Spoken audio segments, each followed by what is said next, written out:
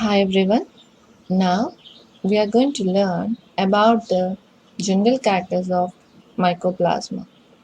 The mycoplasmas are going to be considered as the smallest self-replicating, microscopic, prokaryotic, non-motile, gram-negative, non-spore-forming, pleomorphic, filterable organisms.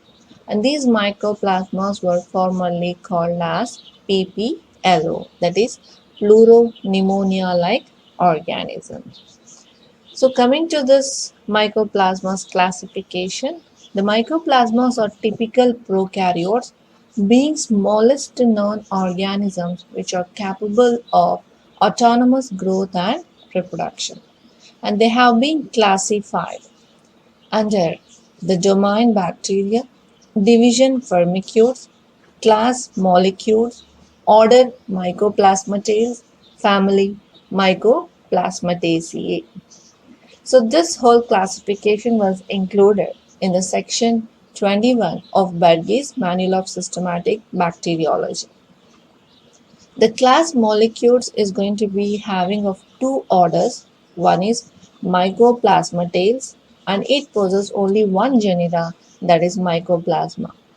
And the other order under the class molecules is Echoloplasmatae, which is also going to possess only one genera, that is Echoloplasmataceae. Okay, and these two orders, that is Mycoplasmatae and Echoloplasmatae, orders are going to differ in their requirement of sterols for growth. That means Mycoplasmas requires the sterol, whereas the Echoloplasmatae do not require the sterols for their growth. The mycoplasma are classified into three groups based on their physiological properties. Those are the carbohydrate fermenting non-sterol requiring group, carbohydrate fermenting sterol requiring group, and the third one is non-carbohydrate fermenting non-sterol requiring group. So this is all about the classification of mycoplasma.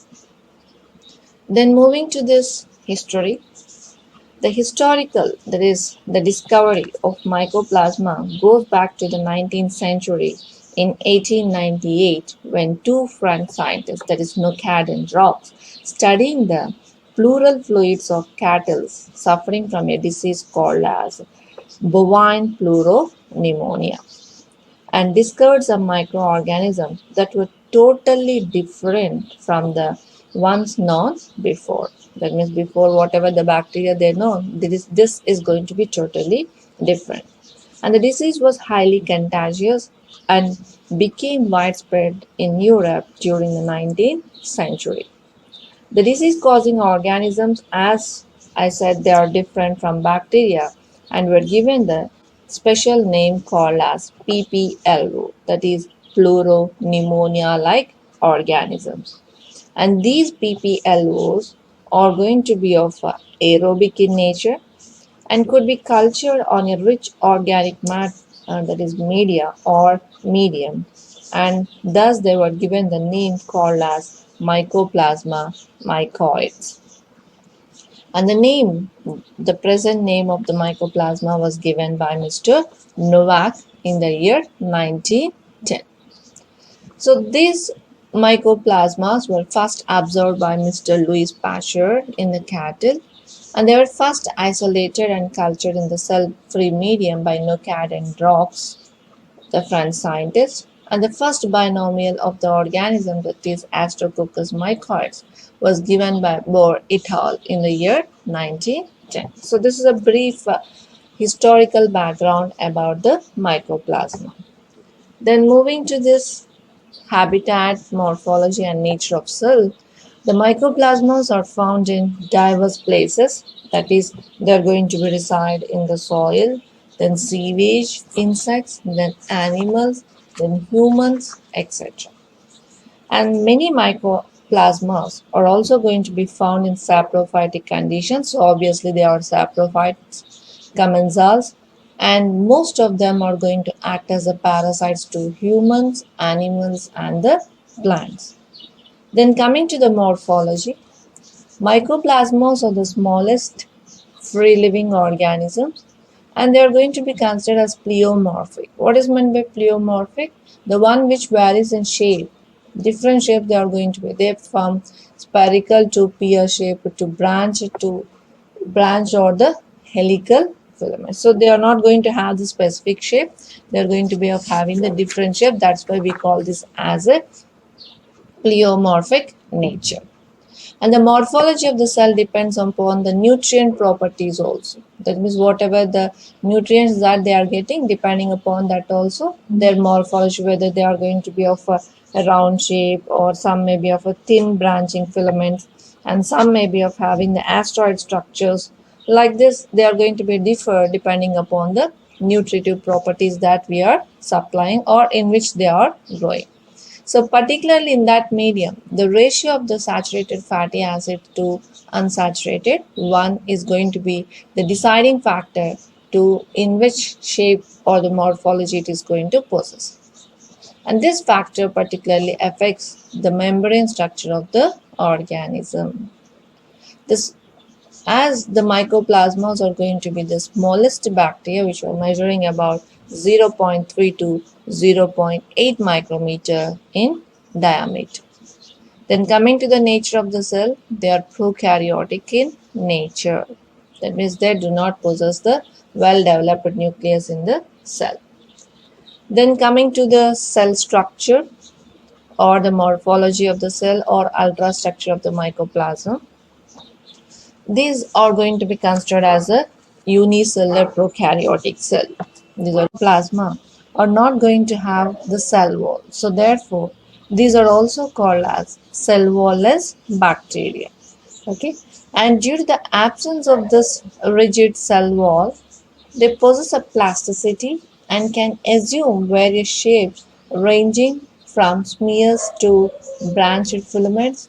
And this plasticity, that means the expansible capacity, allows the cell to pass through the filters of the pore size smaller than the actual organism. So that's the reason why we call them as a pleomorphic. And these mycoplasmas cannot synthesize the peptidoglycan precursors. Therefore, these are going to be resistant to penicillin but are susceptible to lysis by osmotic shock and detergent treatment. The mycoplasma cell is going to be surrounded by the plasma membrane, which is about 8 to 15 nanometers in thickness. And this plasma membrane or the cell membrane is going to be of a triple layer with two electron dense layers which are being separated by a translucent layer. In some species like Mycoplasma pluno, that is a plumonis, and the Mycoplasma gallispacum, etc., some may possess the surface spikes or present in the membrane resembling the myxovirus. And the electron translucent layer is made up of a long chain of fatty acids, while as the other two, that is electron dense part, is made up of proteins and carbohydrates. The membrane or whatever the protective absence of the cell wall imposes a special responsibility the cell membrane to maintain the integrity in the face of varying external osmotic pressures. The cholesterol interpressed with the phospholipids is known to play a role in the maintenance of membrane integrity. The absence of the cell wall offers the immunity to mycoplasmas from the action of antibiotics like penicillin and cycloserine, which act on the process of cell wall synthesis. So, this is a brief note that you are supposed to remember regarding the cell wall of mycoplasma. And this mycoplasma membrane is also the site of many metabolic reactions involving enzymes, which are going to be of a membrane bound, and some transport mechanisms. For example, if we take the Mycoplasma pneumoniae, there is a specialized area on the membrane called the foot, which attaches to the animal surface, that is our cell, a needle-like structure is inserted into the cell through which mycoplasma enzymes enter and digest the host cell metabolites. And then coming to the cytoplasm of the mycoplasma, these do not have any internal membrane system. That is, there is no endoplasmic reticulum, there is no what we call as other Golgi apparatus, all those things. Okay, so like how the other bacteria do not having any cell membrane bound organelles, in the same manner this also do not have. And moreover, this mycoplasma also do not have the well-defined mesosomes in the membrane. And the cytoplasm has only two organelles, that is ribosomes and the nuclear material. So ribosomes and these are going to be the ribosomes, and this is the nuclear material. And the ribosomes are going to be the 70S type, and we will discuss about this genetic material or the genome, which is going to be a double-stranded circular DNA. So coming to the genome, as I told you, it's a double-stranded circular DNA. So this mycoplasma are of a special evolutionary interest because of their extremely simple cell structure and the small genome when compared to the other prokaryote. That means they are going to possess the less content of the DNA than other prokaryotes or bacteria. And the mole percentage of guanine cytosine content of DNA range from 23 to 40. Then what about the mode of nutrition? So coming to the mode of nutrition, mycoplasmas are going to be considered as chemoorganotrophs and utilize the carbohydrates and arginine as a source of energy. And out of the carbohydrates, the glucose is the main one that it is being utilized for energy source. And the few members are going to produce the ATP, that is energy, by the EMP pathway and the lactic acid fermentation process. The others are going to catabolize this arginine or the urea to generate the ATP. So this is the way in which they are going to derive their nutrition. Then moving to the reproduction, mycoplasma mostly reproduces by binary fission, but few of them may also show the development of filaments or by budding type of reproduction. Mycoplasma is not going to be of motile in nature. So coming to the locomotion, mycoplasmas are mostly non-motile, but few may exhibit the gliding motility. Then moving to the cultural characters, which is a very important aspect regarding this mycoplasma. These mycoplasmas are going to be considered as nutritionally fastidious. That means they require the sterols for their growth.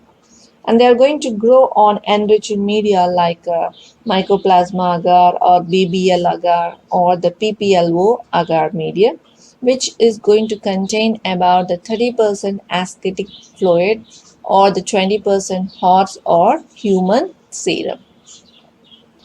And this serum, whatever the serum that we are adding, is going to provide the cholesterol, saturated and unsaturated fatty acids for the membrane synthesis. So we now only in the ultrastructure we discussed the triple layered membrane. So for that synthesis, this serum is going to provide what are the elements? Cholesterol, saturated and unsaturated fatty acids. And due to the small size of genome, mycoplasmas have limited biosynthetic abilities. So consequently what happens? They have to be grown in a rich growth medium is going to be required for their growth or for their cultivation. And the optimum temperature for the growth of this mycoplasma is going to be 35 to 37 degrees centigrade, and the generation time is going to be of 1 to 3 hours. On the growth media, mycoplasmas are going to be forming the tiny colonies with a fried egg appearance. So you can see here the fried egg appearance in about 7 to 12 days. And its average diameter is going to be of about 100 nanometers, but vary up to from 10 to 600 nanometers. Sometimes the colonies may be of about 4 millimeters in diameter. So this is all the cultural characters of mycoplasma.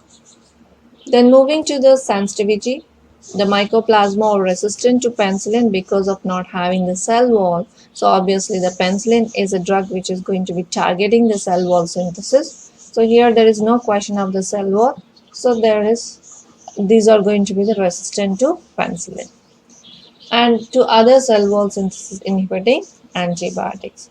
But they are going to be of very sensitive, that means they are going to die or they are not able to grow when we are going to have the osmotic shock or the application of detergents, alcohols, and the antibiotics like tetracyclines and the chloramphenicol. So the one which is targeting the protein synthesis.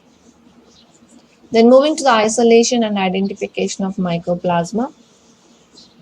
The sample containing mycoplasmas are going to be filtered through a membrane filter of the pore size about 200 to 450 nanometers. Most of the mycoplasmas and viruses will pass through the filter while other organisms are held back. The filtrate should be taken in a platinum loop and streaked on the mycoplasma agar, and only the mycoplasmas will grow on this mycoplasma agar as it is cell-free. Then if the viruses are present, they won't grow because there is no living host in the medium. So it's an artificial medium, so there will be no chance for the viruses to grow and form the plagues. Okay.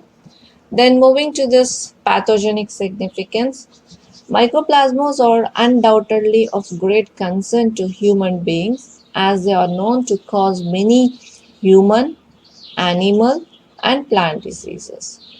So that means pathogenic species of mycoplasma are sometimes referred to as a membrane parasites because they form an intimate association with the mucous membranes of respiratory and urinary tracts and causes the concerned diseases. So here are the few examples of human mycoplasma diseases, animal mycoplasma diseases, and the plant mycoplasma diseases. So here you can see human mycoplasma causing diseases. Example is the mycoplasma pneumonia causes atypical pneumonia. Then Mycoplasma hominis and the T strains of the Mycoplasma are involved in the urinogenital infections. In the same manner, this Mycoplasma are also able to cause the animal diseases too. And the first mycoplasmal disease that was discovered is nothing but this bovine Pleuro Pneumonia. Since then, the Pplo, that is mycoplasma, is known to cause a number of diseases in goat, sheep, rat, mice, etc. Okay. Then coming to this plant mycoplasma, a large number of plants also harbors this mycoplasmas. And here are some of the important diseases caused by mycoplasma, that is aster hello, then the sandal spike, little leaf of brinjal, then blueberry stint.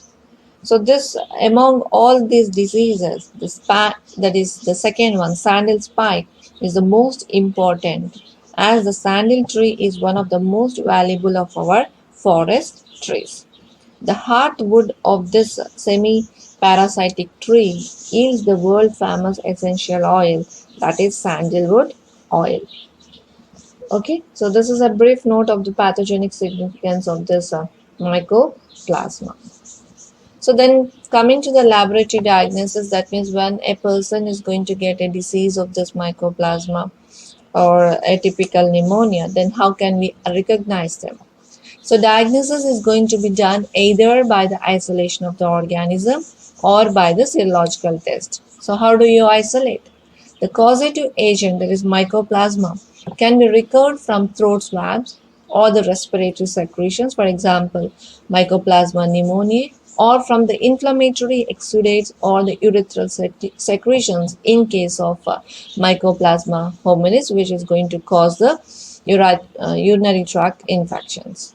Then coming to the serology, the rise of specific antibodies to Mycoplasma pneumoniae can be detected by complement fixation, that is a CFT test, then immunofluorescence, or by passive heme agglutination test by using the specific mycoplasma antigens. Then coming to the treatment, the penicillins are going to be very resistant to mycoplasma, but the tetracycline and erythromycin are going to be considered as effective drugs which are used in the treatment of various mycoplasmal infections.